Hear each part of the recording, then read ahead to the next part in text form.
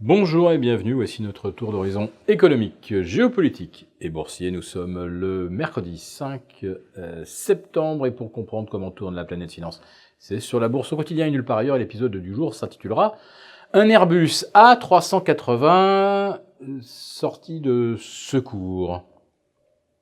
Eh oui, parce qu'aujourd'hui la règle pour investir sur les marchés, que l'on ait 10 titres, 20 titres, 380 titres dans son portefeuille, eh bien, le critère de sélection, c'est est-ce qu'on peut sortir facilement?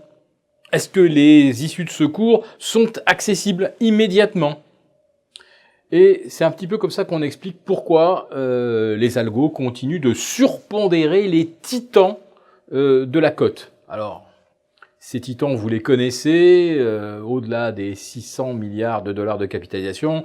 Nous avons Microsoft, nous avons Facebook, nous avons Google, et puis nous avons les deux super titans, Apple et désormais Amazon, qui a franchi le cap des 1000 milliards de capitalisation hier soir. Et compte tenu de sa dynamique, en relatif par rapport à Apple, Amazon, d'ici le 15 septembre, sera devenu la première capitalisation devant Apple, si toutefois la dynamique actuelle devait se prolonger. Se prolongera-t-elle? Alors ça, c'est une autre question, parce que on voit en Europe 3 fortes baisses en 4 séances, mais la séance de lundi ne comptait pas, donc en fait ça fait bien 3 séances de baisse sur 3. Donc en Europe, ça décroche, et aux États-Unis, les indices ne lâchent rien.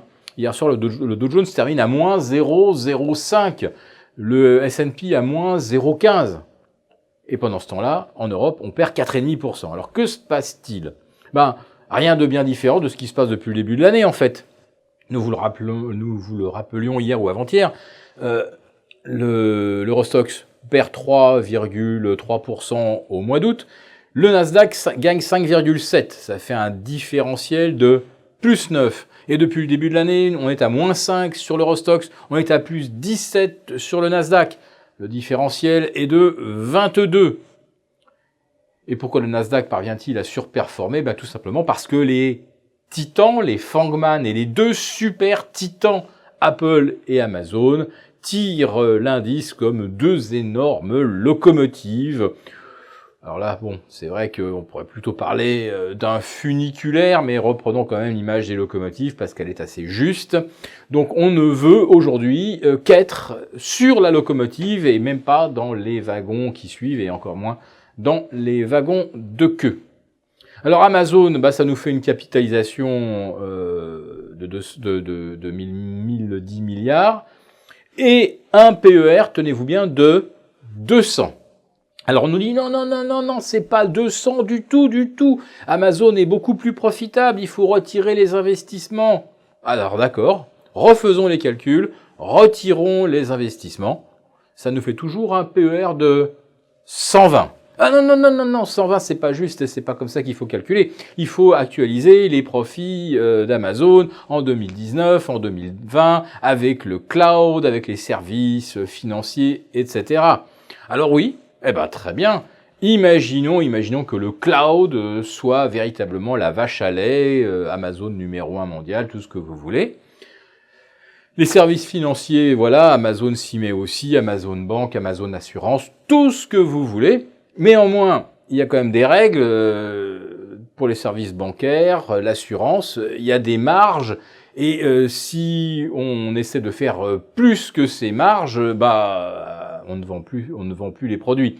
Donc Amazon ne peut pas non plus faire 40% de marge sur des services financiers, ne peut pas faire 40% de marge sur du cloud quand les autres serrent un peu les prix pour être abordables. Donc si on imagine qu'Amazon va effectivement quand même devenir un des leaders du cloud et des services financiers, on est toujours sur un PER d'au minimum 60.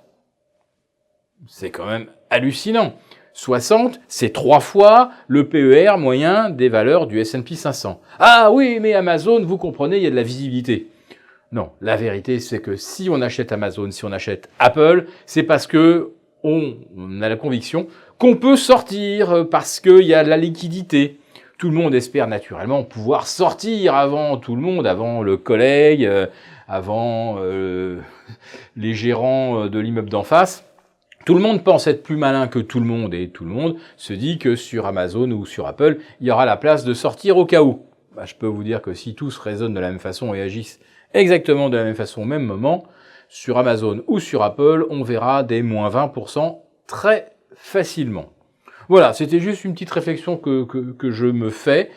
Quand on rentre dans un marché uniquement parce qu'on se dit que on peut gagner l'issue de secours très rapidement, c'est qu'on n'est pas véritablement un investisseur confiant. Alors, vous nous direz, tout le monde se couvre, hein, c'est bien à ça que ça sert, les dérivés sur la volatilité. On se couvre sur la volate, on en achète, d'autres vous la vendent. On se rappelle qu'en 2006, 2007 et même 2008, vous aviez des monoliners qui, eux, vous vendaient la couverture sur les CDO. Vous savez, ces packages dérivés de dettes subprime sur des prêts immobiliers.